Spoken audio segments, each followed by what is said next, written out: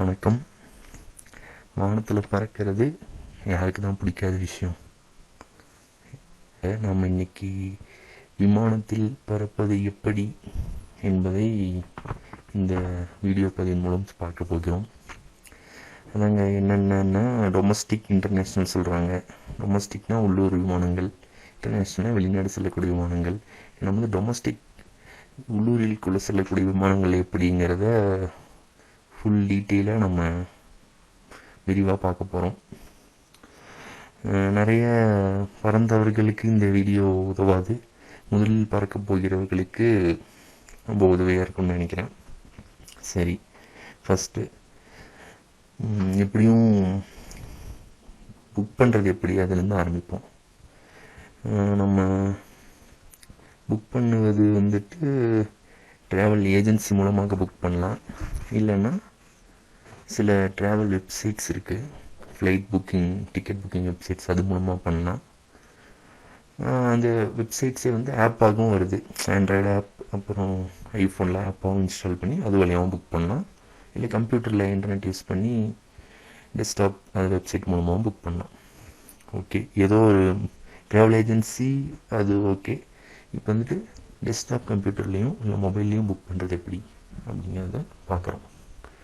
First one வேவா இல்லை round ட்ரிப்பா, அதாவது போகிறதுக்கும் வரதுக்கும் சேர்த்து புக் பண்ணுறோமா இல்லை போகிறதுக்கு மட்டும் புக் பண்ணுறோமாங்கிறத செலக்ட் பண்ணிடணும். ஒன் வே கொடுத்துட்டு எந்த ஊர்லேருந்து எந்த ஊர், நீங்கள் ரயில்வே ஸ்டேஷன் கோடு மாதிரி விமான நிலையத்துக்கும் கோடு இருக்குது. இல்லைனாலும் நீங்கள் நம்ம சென்னைன்னு அடிச்சிங்கன்னா கீழே சென்னை ப்ராக்கெட்டில் எம்ஏஏன்னு வந்துடும். எந்த ஊர்லேருந்து எந்த ஊருக்கு செல்கிறாங்களோ அதை அடிச்சுக்கலாம். அப்புறம் எந்த தேதியில் செல்ல போகிறோங்கிறது கொடுக்கணும். எல்லாம் வழக்கமாக நம்ம ரயில்வே புக்கிங் ஐஆர்சிடிசி இணையதளத்தில் பண்ணுறது போல தான். அப்புறம் நம்பர் ஆஃப் பேசஞ்சர்ஸ், அதில் வந்துட்டு இன்ஃபென்ட்ஸ், அதாவது ஒரு வயசுக்குள்ளே இருக்க குழந்தைங்க எத்தனை பேர் செலக்ட் பண்ணணும். அப்புறம் அடல்ட்ஸ், அப்புறம் 2 to 10 years சில்ட்ரன் எத்தனை பேருன்னு செலக்ட் பண்ணணும். நம்ம செலக்ட் பண்ண அப்புறம் எக்கானமி ஆர் பிஸ்னஸ், அதாவது பிஸ்னஸ் கிளாஸ்னால் ஒரு எக்கானமியோட ஒரு 3 மடங்கு அதிகமாக அதை செலவாகும். அது எது, நம்ம எக்கனாமியாக பிஸ்னஸ் செலக்ட் பண்ணிவிட்டு சர்ச்சுன்னு கொடுத்தீங்கன்னா இந்த ஊரில் இந்த ஊருக்கு செல்லக்கூடிய விமானங்கள் எல்லா ஏர்லைன்ஸ் விமானமும் லிஸ்ட்டு வரும். உதாரணத்துக்கு இந்தியாவில் வந்து டொமஸ்டிக் வந்து மெயினாக இண்டிகோன்னு ஒரு ஏர்வே இருக்குது, அப்புறம் ஸ்பைஸ் ஜெட், அப்புறம் கோ ஏர், அப்புறம் ஜெட் ஏர்வேஸ், விஸ்தாரா, அந்த மாதிரி நிறையா இருக்குது. எல்லா விமானத்துக்கும் லிஸ்ட்டு வரும். இப்போ அந்த லிஸ்ட்லேருந்து நீங்கள் ஷார்ட் பண்ணிக்கலாம். இதுக்குள்ளே விலை கம்மி எது, அப்புறம் அந்த மாதிரி ரீஃபண்டபுளாக நான் ரீஃபண்டபுள் நிறைய இருக்குது. விலை கம்மி ஸ்டார்ட் பண்ணிக்கலாம். ஸ்டார்ட் அக்கார்டிங் டு ப்ரைஸ் அப்படின்னு ஸ்டார்ட் பண்ணிக்கலாம். டைம் வச்சு ஸ்டார்ட் பண்ணிக்கலாம். விடிய காலையில் கிளம்புறது, நைட்டு கிளம்புறது ஸ்டார்ட் பண்ணிக்கலாம். இல்லை நிறைய ஒரு பெரிய லிஸ்ட்டு கிடைக்கும். அதில் நம்ம வந்துட்டு கரெக்டாக சூஸ் பண்ணும் போதில் நமக்கு பொருத்தமான டைம் சூஸ் பண்ணிக்கணும். அதுக்கப்புறம் 2 விஷயம் பார்க்கணும், ஒரு 3 விஷயம் முக்கியமாக பார்க்கணும். என்னென்னா, ஃபஸ்ட்டு அது நான் ஸ்டாப் ஃப்ளைட்டானு பார்க்கணும். சில ஃப்ளைட்டு நல்ல இடத்துல நின்று போகலாம், ஒரு ஏர்போர்ட் நின்று அப்புறம் கூட போகலாம். அதே மாதிரி ட்ராவல் டியூரேஷன் பார்த்துக்கோங்க. அப்புறம் ஸ்டாப் அப்படின்னு ஒன்று நீங்கள் இறங்க தேவையில்லை. நான் ஸ்டாப்பில் ஃப்ளைட்டு நீங்கள் போகிற ஊர் நடுவில் ஸ்டாப்னாலும் ப்ராப்ளம் இல்லை. நீங்கள் போகிற டெஸ்டினேஷன் வந்து ஒரு ஸ்டாப் நடுவில் நிற்கும். அது ரீஃபண்டபுளாக நான் ரீஃபண்டபுளான்னு பார்த்துக்கணும். மோஸ்ட்லி நீங்கள் கன்ஃபார்ம்னா கூட அதிகபட்சம் ரீஃபண்டபுள் பண்ணுறதே நல்லது. அப்புறம் லே ஓவர் ஆர் ஸ்டாப் ஓவர் ஒன்று இருக்குது. இப்போ சென்னையிலேருந்து அலகாபாத் போகணும்னு இது பண்ணுறீங்கன்னா, அலகாபாத் ஏர்போர்ட் போகணுன்னா டெல்லி போயிட்டு டெல்லியிலேருந்து லே ஓவர் அப்படின்ட்டு போட்டு டெல்லியிலேருந்து இன்னொரு ஃப்ளைட் போகும். அந்த லே ஓவருங்கிறது ஆட்டோமேட்டிக்காக அந்த ஆப்போ வெப்சைட்டோ சொல்லிடும். கரெக்டாக மல்டிபிள் ஃப்ளைட்ஸ், அதாவது 2 சொல்லும். மோஸ்ட்லி மல்டிபிள் ஃப்ளைட்ஸ் பண்ணும் பொழுது 2 ஃப்ளைட்டும் ஒரே ஏர்லைனாக இருக்க மாதிரி பார்த்துக்கிறது நல்லது. ஏன்னா கொஞ்சம் கனெக்ஷன் டிலே, ஆனால் லே ஓவர் டைம்னு சொல்லுவாங்க. ஒரு ஏர்போர்ட்டில் இறங்கி அடுத்த ஃப்ளைட் ஏறுறதுக்கு எவ்வளோ டைமு, லே ஓவர் டைம் வந்து மினிமம் 1 hour இருக்கிறது நல்லது. இந்த மாதிரி பார்த்துக்கோங்க. அதுதான் lay over or stop over. Okay, short by price, இந்த மாதிரி நீங்கள் வந்து கம்மி விலை, சில காம்ப்ரமைஸ் பண்ண வேண்டியிருக்கும். விலை கம்மியாக இருந்தால் ஸ்டாப் ஃப்ளைட்டாக இருக்கும், விலை கம்மியாக இருந்தால் லே ஓவர் டிரான்சிட் ஃப்ளைட்டாக இருக்கும்.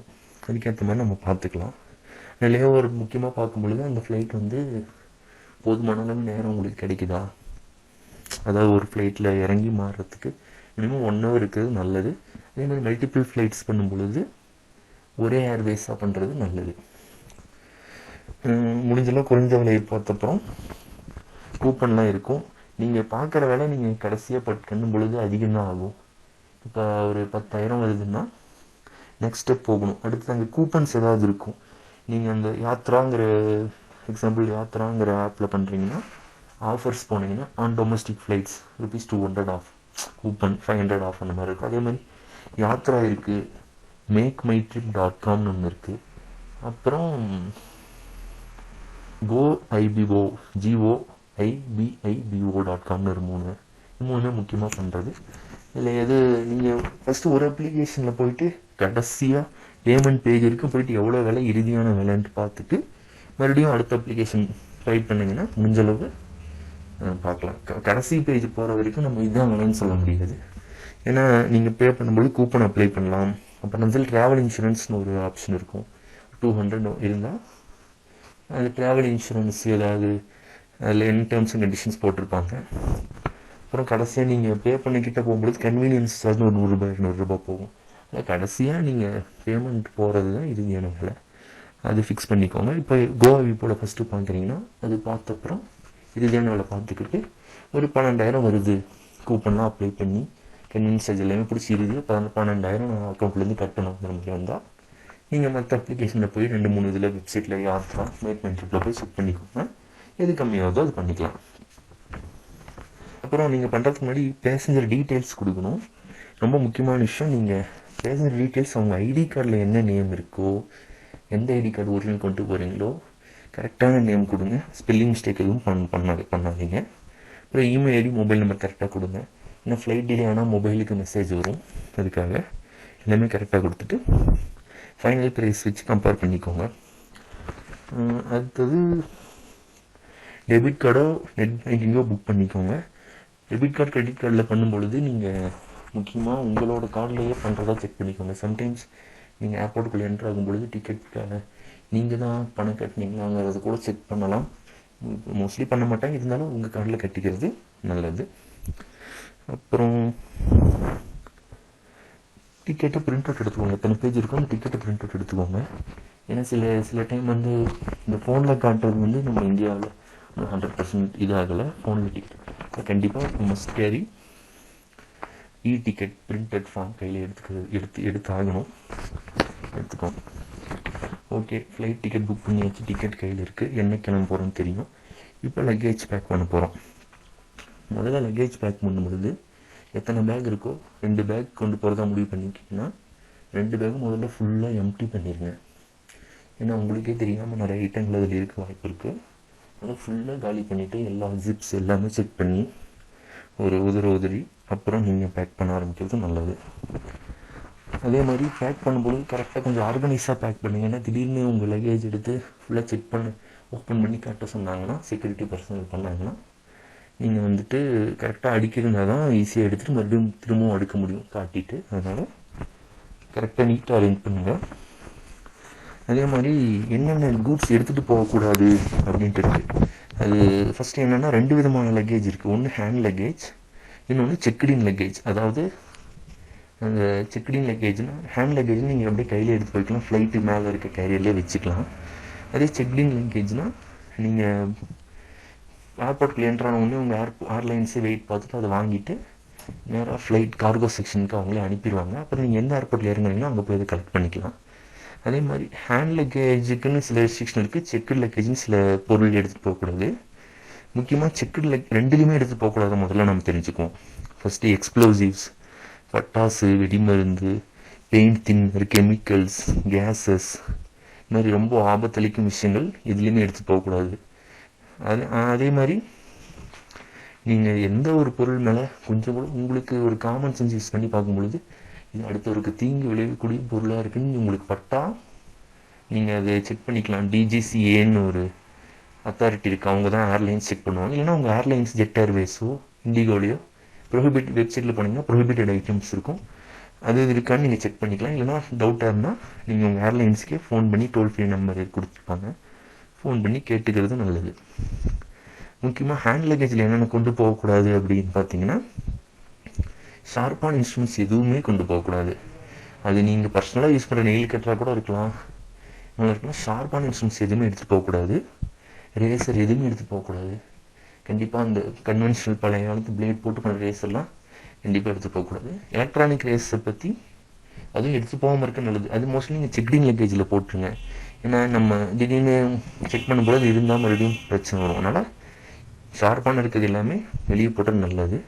அதே மாதிரி பெப்பர் ஸ்ப்ரே இந்த மாதிரி ஐட்டம்ஸும் எதுவும் எடுத்து போகக்கூடாது. எதுவுமே ஹேண்ட் லக்கேஜில் இருக்கக்கூடாது. ஏன்னா நீங்கள் இந்த மாதிரி நம்ம செல்ஃப் டிஃபென்ஸ்க்காக வச்சுருக்கோம், நம்ம பர்சனல்ஸ்க்காக வச்சுருக்கோம், நெயில் கட்டர் இந்த மாதிரி ஷார்ப்பாக இருக்கிறது எல்லாமே செக்கின் லக்கேஜில் போட்டுக்கலாம். அதே மாதிரி ட்ரை செல்ஸ், இந்த பேட்ரி எல்லாம் எடுத்துகிட்டு போகக்கூடாது. அதே மாதிரி நீங்கள் பவர் பேங்க் வந்துட்டு எடுத்துகிட்டு போகலாம், அது ஒன்றும் ப்ராப்ளம் இல்லை. எதுக்கும் நீங்கள் ஒரு முறை கேட்டுக்க நல்லது. ஆனால் பவர் பேங்க் எடுத்துகிட்டு போகலாம். அடுத்தது அதே மாதிரி ரொம்ப விலை உயர்ந்த பொருட்கள் எல்லாமே நீங்கள் வந்துட்டு ஹேண்ட் லக்கேஜ் வச்சுக்கிறது நல்லது. உதாரணத்துக்கு கேஷு, அப்புறம் முக்கியமான சர்டிஃபிகேட்ஸ், டாக்குமெண்ட்ஸ்லாம் ஹேண்ட் லக்கேஜில் வச்சுக்கலாம், அது நம்ம சேஃப்டிக்காக. அதே மாதிரி முக்கியமான விஷயம், தண்ணி பாட்டில் உள்ளே எடுத்துகிட்டு போக அலோவ் பண்ண மாட்டாங்க. அப்படியே அலோவ் பண்ணாலும் 100 ml மேலே எடுத்துகிட்டு போகக்கூடாது. அது எதுக்காகனா, அதுலேருந்து கூட ஏதோ கெமிக்கல் உள்ளே கலந்து வெடிமருந்து உருவாக்கலாம், எக்ஸ்ப்ளோசிவ் உருவாக்கலாம் அப்படின்னு 2006 ஏதோ ஒரு இன்சிடென்ட் நடந்திருக்கு. அதுக்காக அதை தடுக்கிறாங்க. அதே மாதிரி ஜெல், லிக்விட் எதுவுமே எடுத்து போகக்கூடாது. அப்படியே எடுத்து போனாலும் 100 ml தான் அது. அதனால் மோஸ்ட்லி அந்த மாதிரி இது வந்து செக்டின் லக்கேஜில் போட்டுக்கிறது நல்லது. எப்படி நீங்கள் ஏர்போர்ட்டுக்குள்ளே என்ட்ரான உடனே செக் பண்ணி உள்ளே போன உடனே அங்கே எப்படி எல்லா இடத்துலையும் தண்ணி இருக்கும், நீங்கள் தண்ணி வாங்கிக்கலாம், ஃப்ளைட்லேயும் ஃப்ரீயாக கொடுப்பாங்க, அதனால் ப்ராப்ளம் இல்லை. அதே மாதிரி பேக்கோட சைஸ் வந்து நீங்கள் ரொம்ப முக்கியம். ஹேண்ட் லக்கேஜ்னால் அதாவது லென்த்து வந்து 55 சென்டிமீட்டர், ஹைட்டு 35 சென்டிமீட்டர், வித்து வந்து 25 சென்டிமீட்டர் டைமென்ஷன். அதான் டோட்டலாக டைமென்ஷன் சென்டிமீட்டரில் 115 சென்டிமீட்டருக்கு மேலே இருக்கக்கூடாது. ஏன்னா அப்போ தான் அந்த ஃப்ளைட்டில் அந்த மேலே வைக்க முடியும். இல்லைனா அந்த வச்சு அந்த ஃப்ளைட் மேலே இருக்க லக்கேஜ் கரியரை க்ளோஸ் பண்ண முடியாதுக்காக ஹேண்ட் லக்கேஜ் எவ்வளோ தான் எடுத்துக்கணும் ரெஸ்ட்ரிக்ஷன் இருக்குது. அந்த சைஸ் இல்லாமல் நீங்கள் ஒரு கோட்டோ, ஒரு ஹேண்ட்பேக்கோ, சின்ன ஹேண்ட்பேக்கோ எடுத்துக்கலாம். நீங்கள் ஒரு ஜெர்க்கினோ, கோட்டோ கையில் எடுத்துக்கலாம். பட் ஆனால் ஒரு கையில் ஒரு பேக் தான் இருக்கணும். எக்ஸப்ஷன் வந்து ஒரு ஹேண்ட்பேக் இந்த மாதிரி. அதே மாதிரி செக்டின் லக்கேஜில் வந்து 165 சென்டிமீட்டர் சொல்கிறாங்க. அது நீங்கள் ஏர்வேஸில் கரெக்டாக அந்த வெயிட்டு கன்ஃபார்ம் பண்ணிக்கோங்க. அப்படி இல்லைனாலும் நீங்கள் போனப்புறம் அவங்க ப்ரிஸ்கிரைப் பண்ண வெயிட்டோட அதிகமாக இருந்தால் அந்த வெயிட்டுக்கு தனியாக நீங்கள் எக்ஸ்ட்ரா வெயிட் வந்து சார்ஜ் கட்ட வேண்டியிருக்கும். அதை கரெக்டாக டைமென்ஷன்ஸ் சைட்ஸ் பார்த்துக்கோங்க. ஃப்ளைட் புக் பண்ணும்பொழுது உங்களுக்கு எவ்வளோ வெயிட் கொண்டு போகலாம், கையில் செக்டினில் எவ்வளோ கொண்டு போகலான்ட்டு வரும். அதே மாதிரி எல்லாமே பேக்லாம் பேக் பண்ணிட்டீங்கன்னா ஏர்போர்ட்டு கரெக்டாக டைமுக்கு போயிடுங்க.